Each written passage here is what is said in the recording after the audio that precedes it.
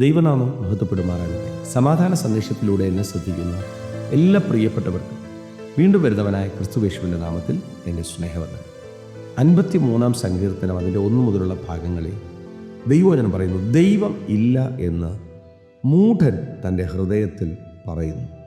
അവർ വഷളന്മാരായി മ്ലേച്ഛമായ നീതികേട് പ്രവർത്തിക്കുന്നു.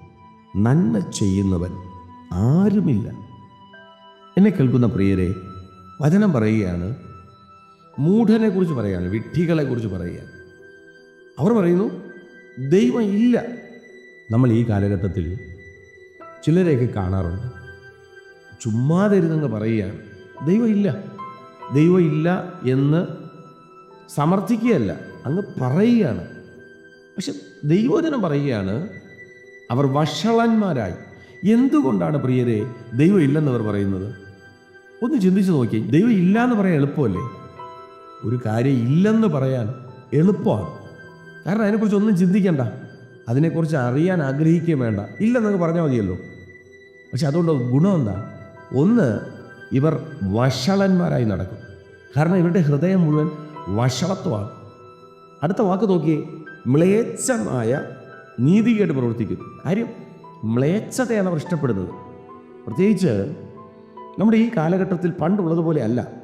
നമ്മൾ എവിടെ തിരിഞ്ഞാലും മ്ലേച്ഛമായ സ്വഭാവമുള്ള, ഒന്നുകൂടെ പറഞ്ഞാൽ പിശാചിൻ്റെ കെണിക്കകത്ത് കിടക്കുന്ന ഒത്തിരി പേരെ നമുക്ക് കാണാൻ പറ്റും. അർത്ഥം ഇത്രയേ ഉള്ളൂ, ഇവരൊക്കെ ദൈവം ഇല്ലെന്ന് പറയുന്നതിൻ്റെ പ്രധാന കാരണം ഇവർക്ക് ഇവരുടെ ഇഷ്ടത്തിന് നടക്കണം, ഇവരുടെ തോന്നിയതുപോലെ അവർക്ക് ജീവിക്കണം.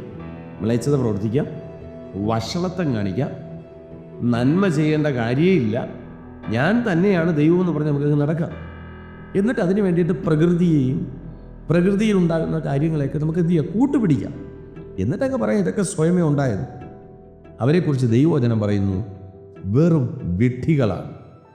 എന്നെ കേൾക്കുന്ന പ്രിയരെ, ചുമ്മാതെ അങ്ങ് മനുഷ്യനുണ്ടാകുമോ? അതെങ്ങനെ സംഭവിക്കും? ചുമ്മാതെ അങ്ങ് ഒരു ജീവനങ്ങ് ഉണ്ടാകുമോ? അതെങ്ങനെ സംഭവിക്കും? ദൈവത്തിൻ്റെ കരവലയത്തിനകത്ത് സ്വന്തം സാദൃശ്യത്തിലും സ്വരൂപത്തിലും മനുഷ്യനെ സൃഷ്ടിച്ചിട്ട് ഈ ഭൂമിയിൽ നമ്മെ ഇത്രത്തോളം കൊണ്ടുവന്ന് നിർത്തി ആ ദൈവത്തെ സേവിക്കാനാക്കി വയ്ക്കുമ്പോൾ, വിശുദ്ധ ബൈബിളിൽ ഇയ്യോബിൻ്റെ പുസ്തകത്തിനകത്ത് ഇയ്യോബിനോട് ദൈവം ചോദിക്കുന്നൊരു ചോദ്യമുണ്ട്. ഇയ്യോബേ, ഞാൻ ഭൂമിക്ക് അടിസ്ഥാനമിട്ടപ്പോൾ നീ എവിടെയായിരുന്നു? ദൈവം ഇല്ല എന്നൊക്കെ പറയുന്നവരോട് ഈ ഒരൊറ്റ വാക്യമേ പറയാനുള്ളൂ. ഭൂമിയെ സൃഷ്ടിച്ചപ്പോൾ ഈ പറയുന്ന നിങ്ങൾ ആരുമില്ലല്ലോ, നിങ്ങൾ എവിടെയായിരുന്നു?